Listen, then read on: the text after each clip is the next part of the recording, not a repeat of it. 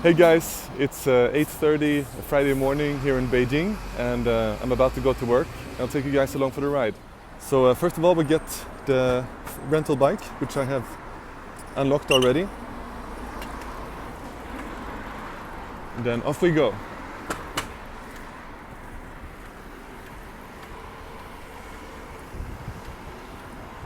So I live in an area called Sanlitun, which means number 6 Litun. And the area I'm going to is called Sanlitun, which is quite famous in Beijing and means the number 3 Litun. So the green light is almost over. I'm going to try to race through it. Try not to crash at the same time. Yellow light,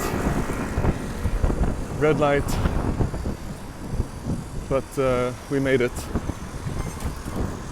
It's okay to pass on yellow lights, right?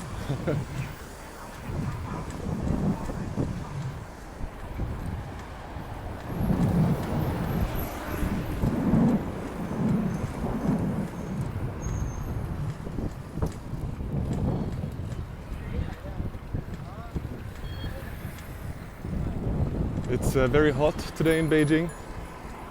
It's been a lot of hot days this summer. If it's not raining, it's been around 35 degrees, which is very hot for Beijing. Because it's been raining a lot, it's also been quite humid and hot, which is even more unusual because Beijing is normally very dry.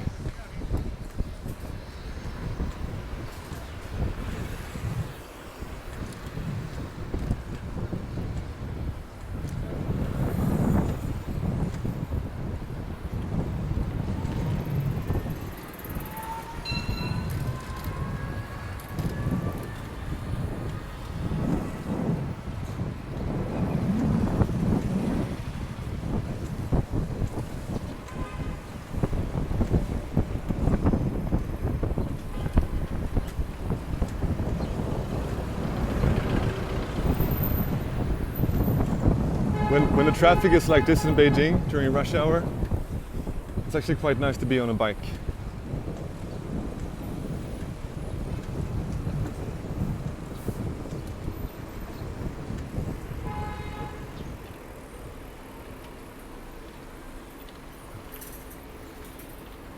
So, small traffic jam situation here. Let's see if I can get out. A little bit tight. I have to do a little bit of crossover here between the streets.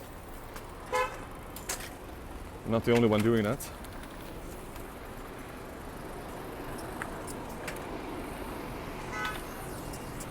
Okay, we're good to go.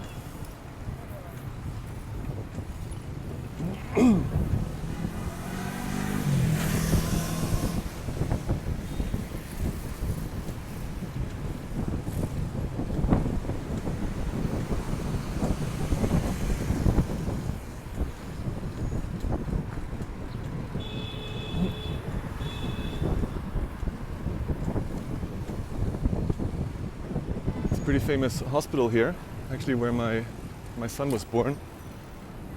They specialize in childcare and maternity care.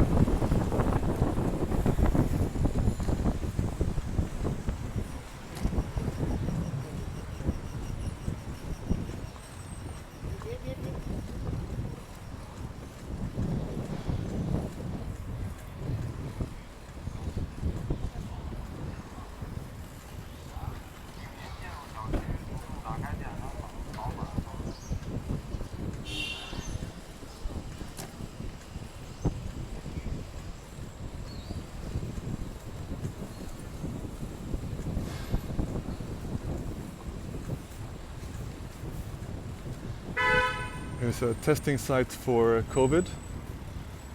So they have these pretty much all over Beijing, especially here downtown, like you're never very far away from one. And right now in Beijing we have to get tested once every 3 days. And the last day you got tested shows up in your app. And if your number exceeds 3 days, you can't enter most public venues, subway stations or shopping malls and so on, even your office. Some places are even more strict. They require like 2 days. But this means pretty much everybody in Beijing who wants to live a normal life, they have to get tested every 3 days.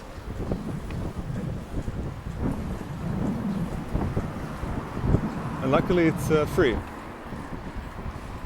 And also it's very quick. Basically you just go there, you give them your passport number or ID number and your name, and then you get the result in your app the following morning.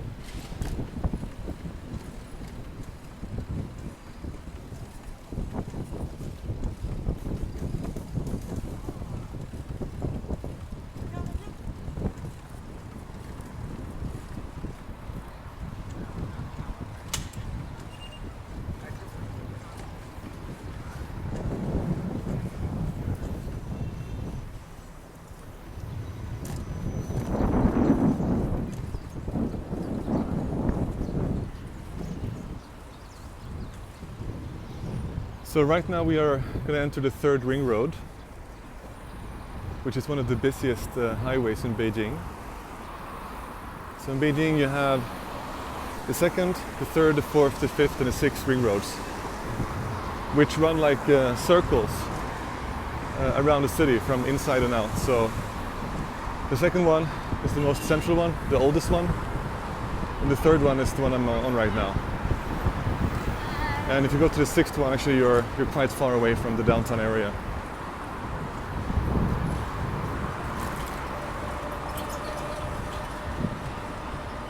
And it's basically all circled around the center of the city, which is still the Forbidden City. That's still the heart of Beijing. And all of the government buildings, etc., are still nearby Forbidden City. It's basically still the seat of power in this city.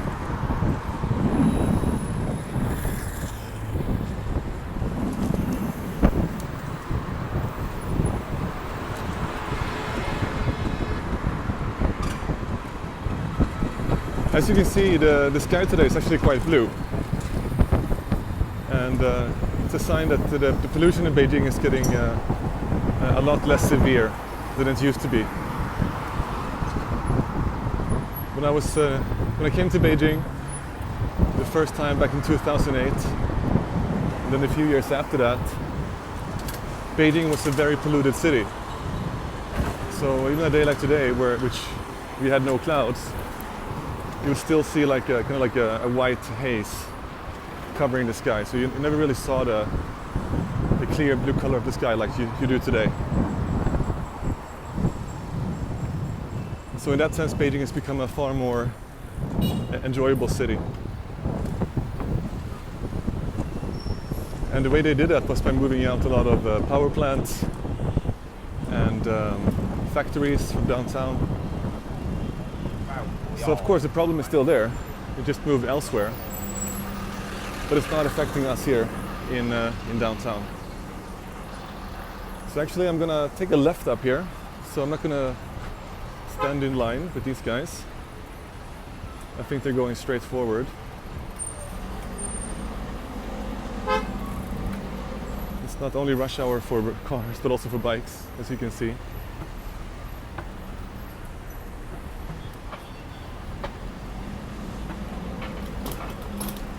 So I'm gonna stand here.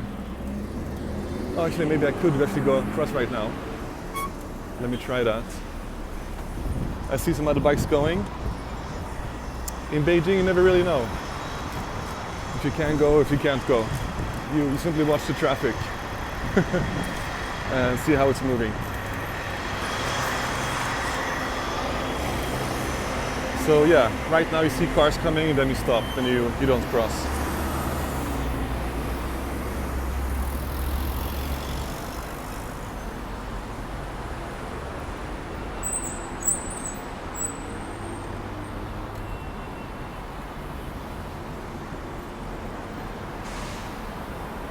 So across the street you have the beginning of the Sanlitun area, which is one of the most famous areas in Beijing.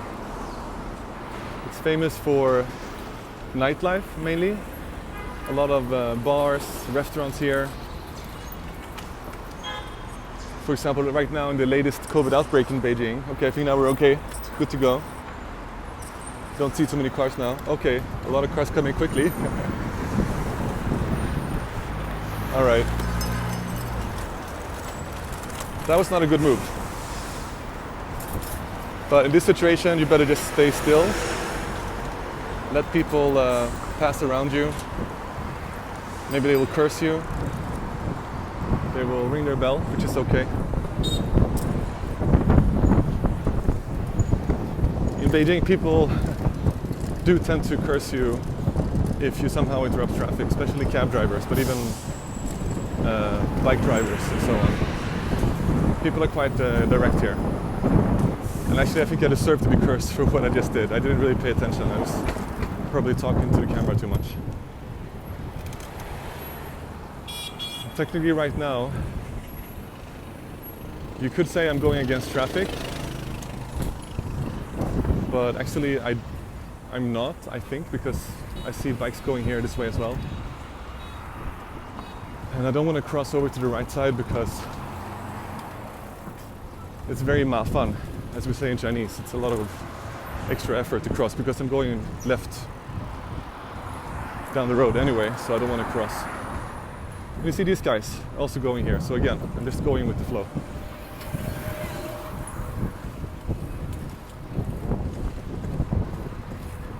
So yeah, as I was just saying, during the last big COVID outbreak here in Beijing, there was a bar here in Commuting in Sanlitun, where allegedly a single guy who was infected was here, going around to different bars, KTVs, and he single-handedly infected like 150 or 200 people and caused a shutdown in Beijing for another month or so. And we're just now recovering from that in the past few weeks. So things are open again, but this time around the government is very restrictive with the bars. So basically in most cases it's okay for anybody to go inside before 10 o'clock in the evening, and then after that you need to reserve a table, which in the bar means you have to buy a bottle, which would be at least 150 US, something like that. So yeah, it's a bit more restrictive. Here you have the Taikuli, which I was walking through in a previous video. Actually, it's the most popular place in China to book a taxi to go to. It's really the heart of, let's say, the Beijing commercial district. Very fancy place, many fancy shops. A lot of fancy people going there to shop. Again, I'm going a little bit against traffic here. Actually, I could do the right thing here and cross over. But again, crossing over is also not very safe because you have so many bikes coming at you from all directions. So in this situation, better just stay the course, no sudden moves, no sudden turns, and you'll be okay.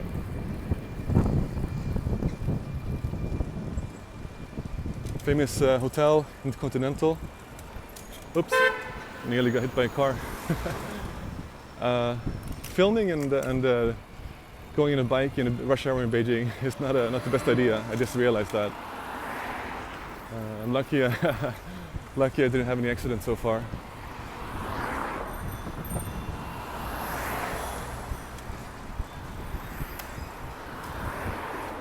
But you kind of get used to this, you know, you kind of get used to like this, this traffic. I think if you're just new to the city and you did what I just did, you would probably freak out. So I'm gonna park my bike now. The problem is you can't park your bike anywhere you want. They have these special bike zones, as you see here, where you can park your rental bike. But sometimes the GPS on the bike is off, so it doesn't realize you're in a parking zone, and then it will simply not unlock. Let's give it a try. If it's not working, it will just come back out. But it didn't, which means that it's okay. And here we have another line for a COVID testing booth. And I'm gonna walk now to my office.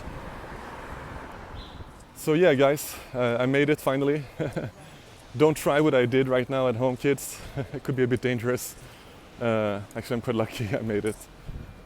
But yeah, that's all for today. And I'm gonna go to the office now and get back to business. So yeah, see you next time, guys. Cheers.